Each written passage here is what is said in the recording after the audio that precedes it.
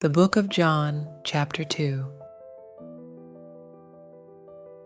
Jesus changes water into wine. On the third day, a wedding took place at Cana in Galilee. Jesus' mother was there, and Jesus and his disciples had also been invited to the wedding. When the wine was gone, Jesus' mother said to him, "They have no more wine."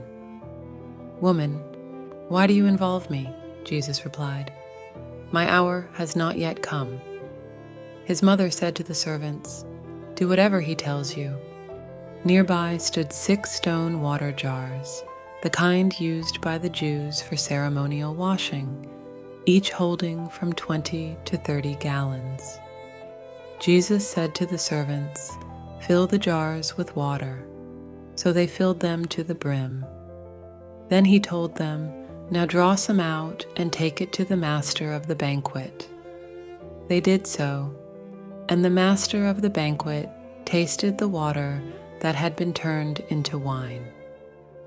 He did not realize where it had come from, though the servants who had drawn the water knew.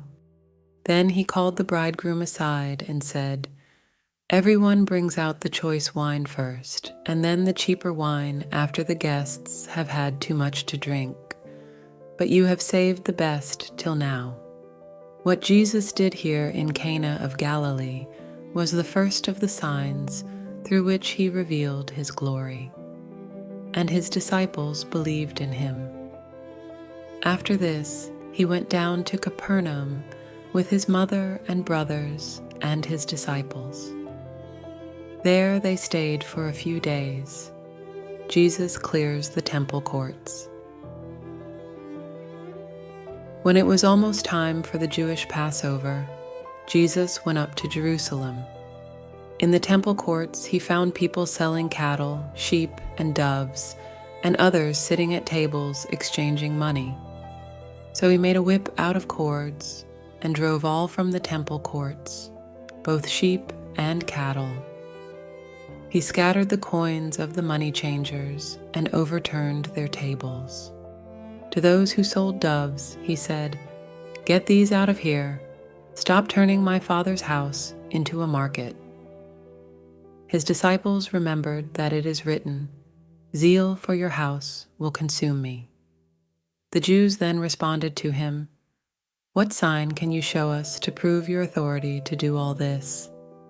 Jesus answered them, "Destroy this temple, and I will raise it again in 3 days." They replied, "It has taken 46 years to build this temple, and you are going to raise it in 3 days." But the temple he had spoken of was his body.